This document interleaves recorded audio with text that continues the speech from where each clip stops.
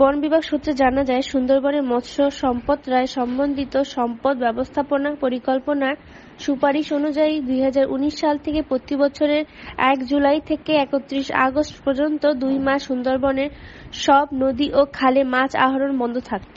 কিন্তু 2022 সালে মৎস্য বিভাগের সঙ্গে সমন্বয় করে এই নিষেধাজ্ঞা 1 মাস বৃদ্ধি করে 1 জুন থেকে 3 মাসের জন্য সময়সীমা বৃদ্ধি করা হয়েছে।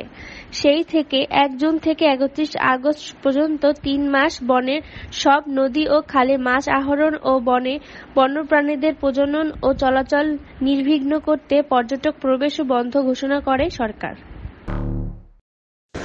আপনারা দেখছেন বাগেরহাট 24 টিভি। সব খবর পেতে আমাদের সাথে যুক্ত থাকুন। সাবস্ক্রাইব করে আপনার প্রিয় পছন্দের চ্যানেলটির সাথে থাকুন।